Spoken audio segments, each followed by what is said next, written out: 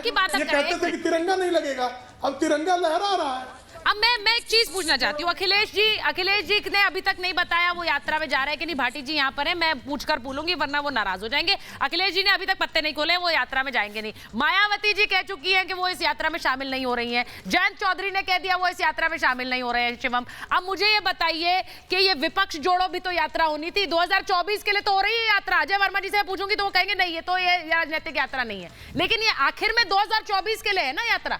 देखिए, यात्रा जो है पूरी तरीके से राजनीतिक है। चेहरा सिर्फ एक ही चमकाना है तो मजबूरी है उसके लिए कहना है कि राजनीतिक यात्रा नहीं है। दूसरी बात, सबका अपना अपना एक एरिया था जिसको प्रधानमंत्री श्री नरेंद्र मोदी जी ने पूरे तरीके से छीन लिया। कोई जाति के आधार पर राजनीति करता था, कोई धर्म के आधार पर राजनीति करता था, कोई क्षेत्र के आधार पर राजनीति करता था, परिवार के आधार पर सारे राजनीति करते थे। सबके दादाजी, बेटाजी, पिताजी, यही सब चलता रहता था। उस आधार पर सबके वोट बैंक छिन गए।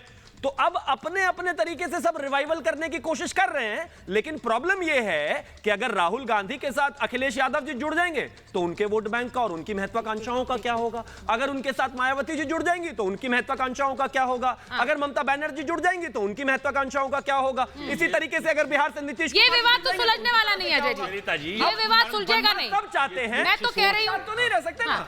ये ड्रैगन फ्रूट की खेती करके हर एकड़ में हर साल 12 लाख तक कमा लेते हैं। आपको भी करना है तो फ्रीडम ऐप को अभी डाउनलोड कीजिए।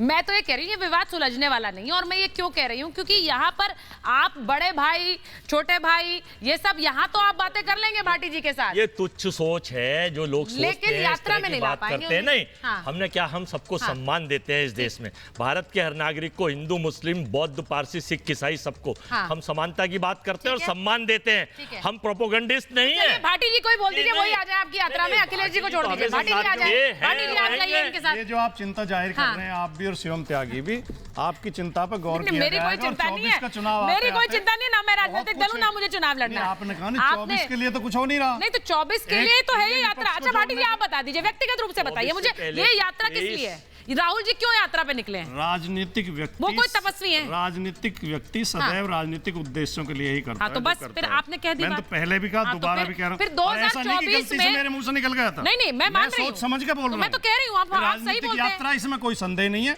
लेकिन जो आप कह रहे हैं बार बार, ठीक है, संभव है कल को अखिलेश यादव जी जाएं, संभव है, मतलब मंथन चल रहा है पार्टी में, संभव है जो भविष्य की अभी मंथन चल रहा है और एक होकर पार्टियां चुनाव लड़े, इसमें कोई हो सकता है, संभव है। नहीं सर, अगर नहीं लड़ेंगी साथ में तो कोई तस्वीर है 2024 के लिए नरेंद्र मोदी को? अभी उत्तर प्रदेश में एक लोकसभा का उपचुनाव हुआ है, पूरी सरकार वहाँ पड़ी थी मैनपुरी में, मुख्यमंत्री, दोनों उप मुख्यमंत्री, 20 मंत्री, 100 से ज्यादा विधायक, केंद्र के रामपुर में भी हुआ है, और रामपुर में भी हुआ है जिस दिन रिजल्ट आया 32% आजादी के बाद पहली बार 32% पोलिंग कराया प्रशासन।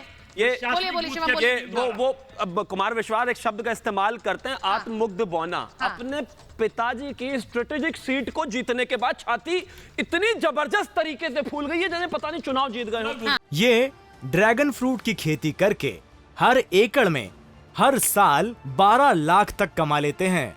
आपको भी करना है तो फ्रीडम ऐप को अभी डाउनलोड कीजिए।